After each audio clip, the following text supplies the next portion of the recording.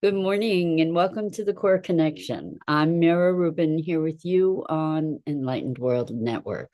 And today's topic is dance. When we dance, it's a collaboration, whether it's with our dancing partner or the music or just the flow of our heartbeat and rhythm. And what if we were to look at life itself as a dance, with life as our partner, as our collaborating partner? So it should be a fun conversation. Before we get started, let's take a minute or two to get present. So let's take a deep breath in through your nose and hold it.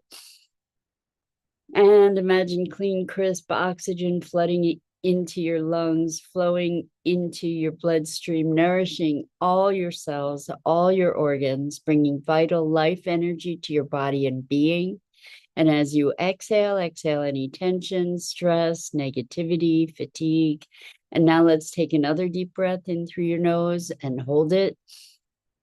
This time, imagine brilliant, bright light lighting you up from the inside out, illuminating, electrifying, and energizing all your cells, your molecules, your electrons, creating a brilliant beam of light and energy from your heart out into the world. And as you exhale, exhale any remaining tension, stress, negativity, fatigue.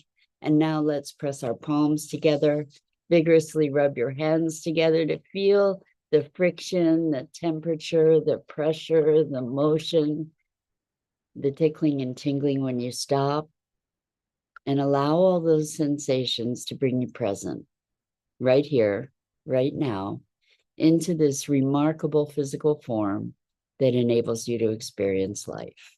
Welcome, welcome, welcome. Good morning, Rosalind. So good to have you joining us here this morning, and welcome to everyone else who's with us. It's great to be here with you. And today we're talking about dancing. What if we looked at life as a dance? So the thing about dance is it's a give and take, whether you have a physical dance partner or you're partnering with the music or the muses for that matter. That it's a creative collaboration. And there's an exchange. And if we could allow ourselves to welcome life itself as our dance partner, then perhaps we could follow her lead. And what I've noticed in dancing is that I love dancing by myself. And when I dance with a partner who really knows how to dance, I can dance exceedingly well, because I can follow the lead of that partner. And if we can allow for that with in partnering with life as our dance partner, I think that we can just flow across that dance floor and find tremendous grace. And what I notice is that so many of us resist life, resist life's offerings, resist where life wants to take us. And we try to manage and control and strategize and direct. And when you're dancing, if both people are trying to lead, it creates kind of a disaster. And instead, when you have a partner, a dance partner who really knows what they're doing, there's a synergy that develops that isn't available without that creative collaboration.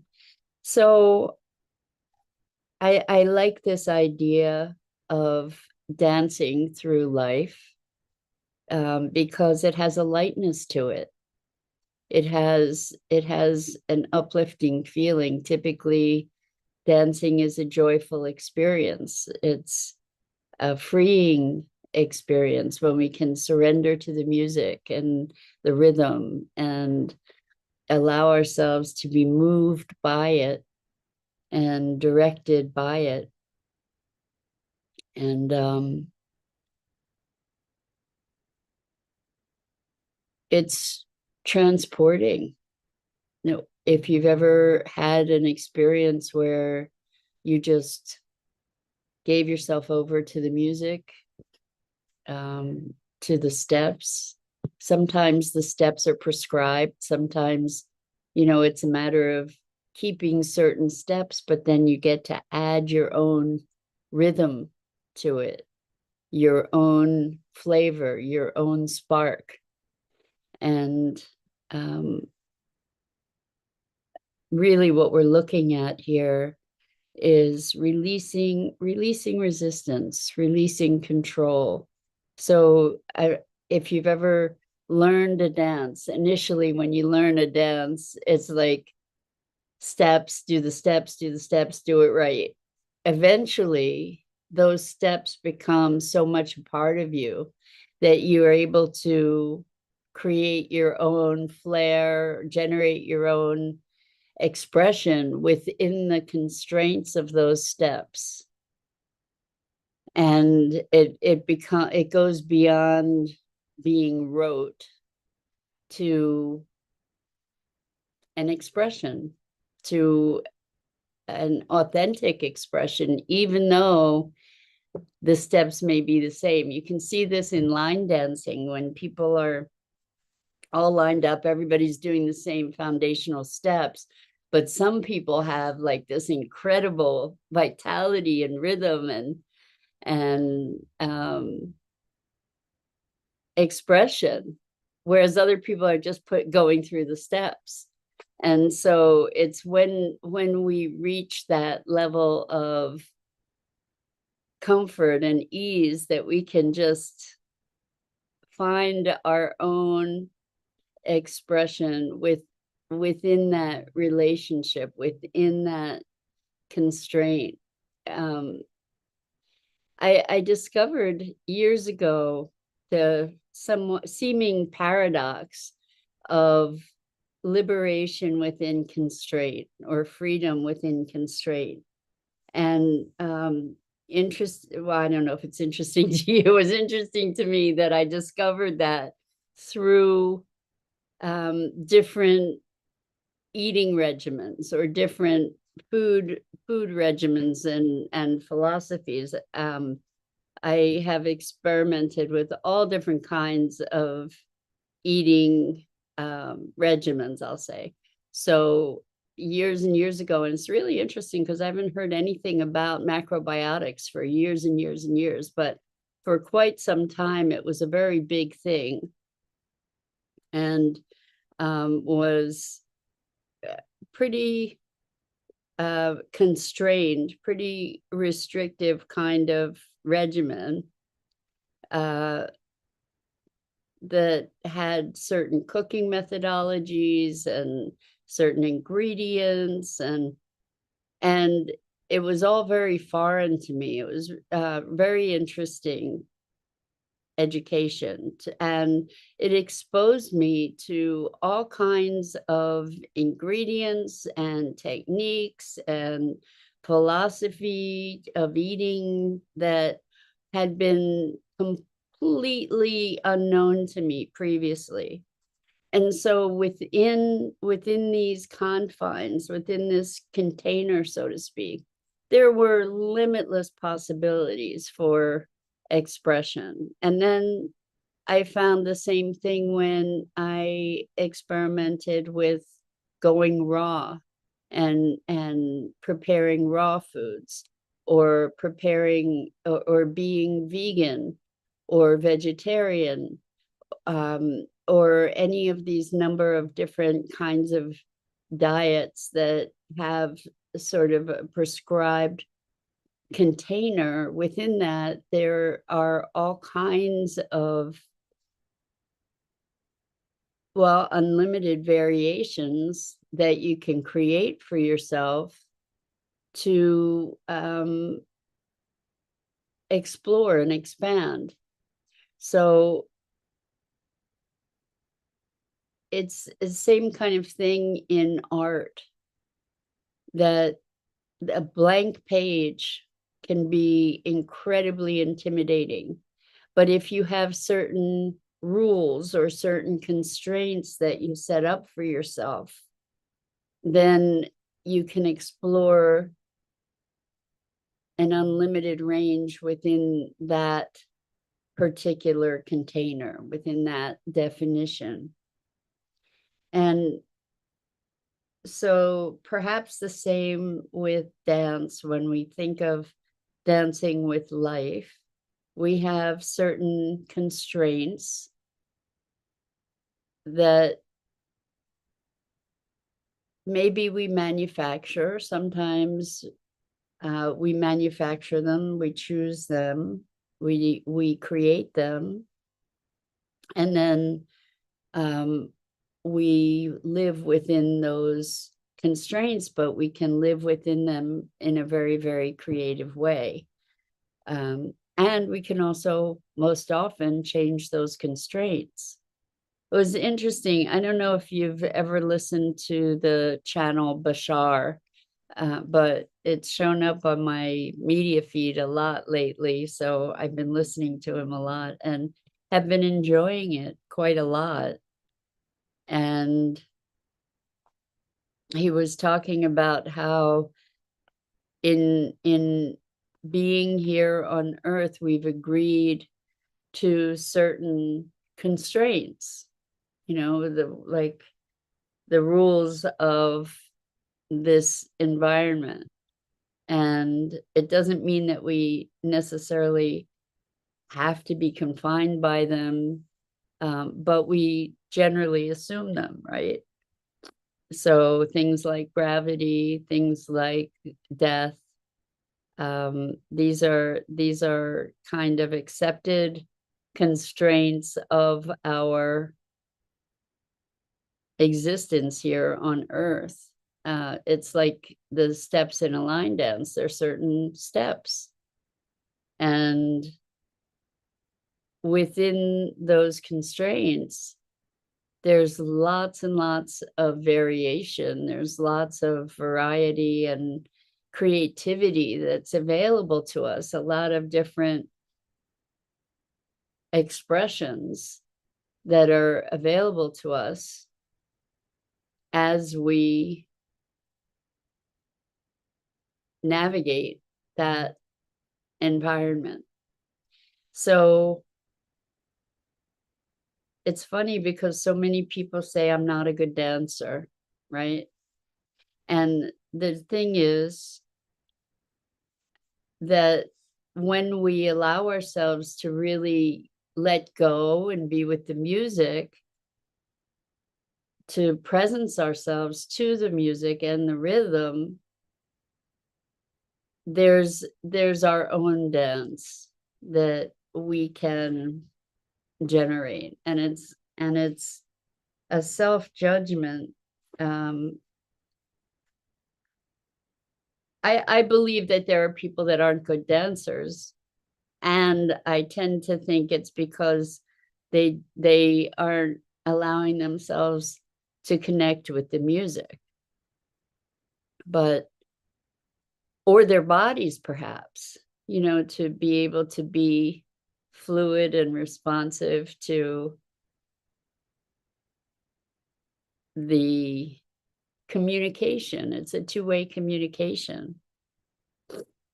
And when we allow ourselves to dance truly, hopefully there is a sense of freedom and flow that's part of it.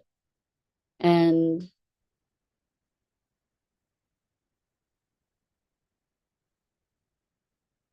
the idea of life as a dance there can be awkward parts of a dance. Like if we go watch dance, or a dance performance, there are all different levels of communication. There's passion, there's sometimes an awkwardness in dance that we might observe. There's form, there's structure, there's also expression within that. There's perhaps technical mastery also, all different degrees and dimensions. But the thing that strikes me most about this notion of life as a dance is that we really do get to collaborate with life. And if we can allow her to lead us, if we can be responsive,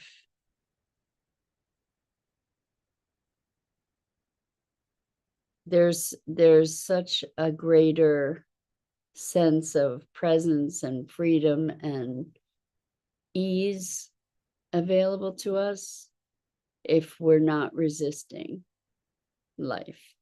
So I had such a great conversation yesterday with one of my clients. We were talking about being versus doing. And that's kind of what I'm addressing in this conversation about dance. But the thing that happens so often when we have a conversation about being versus doing is, how do you do being? Like, how can I accelerate the process, right? And the thing about wanting to accelerate the process is that, again, what we're trying to do is control it, direct it, define it. And it's such a paradox, because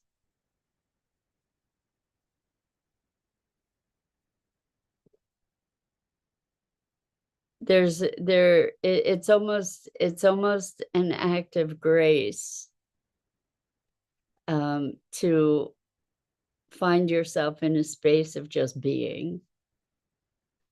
You kind of can't do your way there. So we were talking about letting go, and the thing, and I've talked about this a bunch, but letting go, I don't think Westerners are really very adept at letting go as much as we are about accumulating. And so there's an allowing. As far as a doingness toward being, I think what we're looking at is allowing.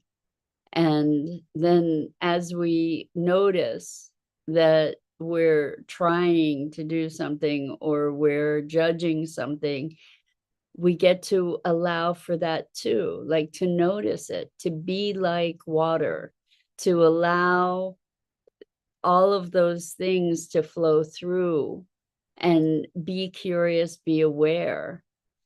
That then the resistance releases, the judgment releases, and then we can be expanding more fully into all of it. The judgment comes up, notice the judgment. Instead of judging the judgment, notice the judgment. Allow that to move through. Allow that to flow. It's like one of those dance moves that might have felt awkward, but you flow with it. And all of a sudden, you're finding that you have greater fluidity than you ever imagined.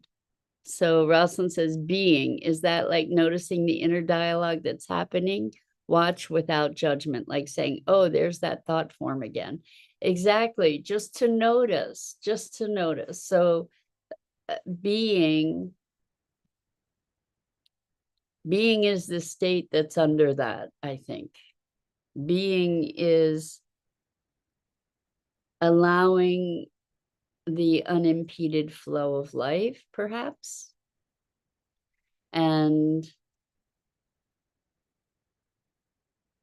versus doing, right? Because we want to do it right. Am I doing enlightenment right? It was so funny. One of the things, I think I mentioned this, one of the things that Bashar was talking about is this one, well, actually it was a woman asking questions. And she said, I've been on this enlightenment path 6 years now, and I really should be further along. And just that, it's so funny because she's trying to do enlightenment and she's determined that she's not exactly where she's meant to be, right? So she's resisting what's here.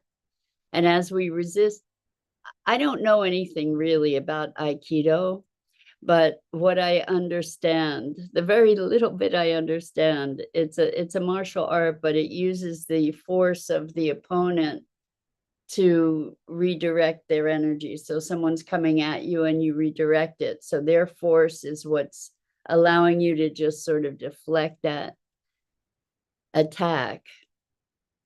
And if that's wrong, please forgive me, but I'm using a metaphor maybe poorly. But anyway, I think that what we're talking about in being is to be in that flow, that allowance of life's evolution, life's circumstance, life's presentation, to just be able to be present. So when we're present, we're not at the effect of our past or our future or our constructs, which is really what the past and the future are. They're constructs that we bring into the moment to try and structure it or make sense of it or whatever. And the more we're able to free ourselves from the notions of who we are, the more we're able to free ourselves from the triggers that we have accumulated over time through trauma, often are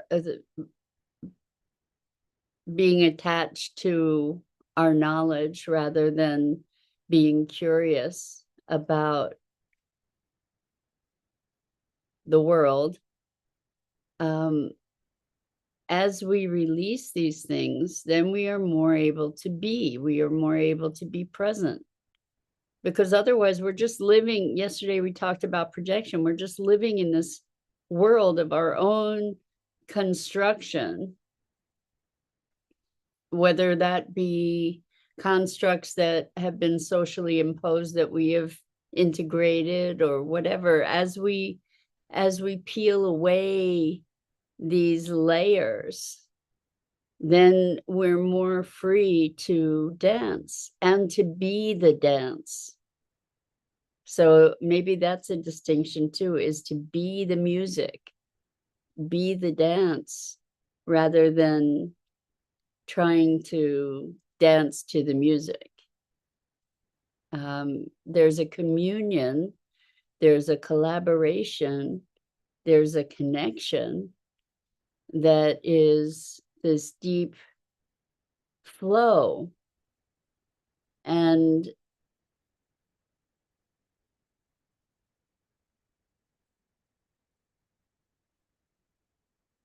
it's moving into another thing that I had heard from Bashar is that, or another channel actually, is that where we get to be, despite all the craziness in the world, is that all is well. It may not look like that. It may not look like that. It doesn't look like that. You know, with all the horrors that occur in the world, it sure doesn't look like all is well. And it's all part of an expression. It's all part of this magnificent play, passion play, where we get to experience the spectrum of experience, and what's perhaps real is that centered place of wholeness that's untouched by any of it, that includes all of it and is undefined by any of it, which is the whole notion of expand to include. Because as we expand to include our rages, our sorrows, our joys, our excitements, our disappointments, what we notice is that we are not any of those things. Specifically, we are all of it. And if we are all of it, we are none of it. So there's a we or an us or an I or a beingness that transcends all of that. And as we allow ourselves to experience that as if it were water flowing through, then it doesn't pull us along. There's this place that remains centered and present through all of it.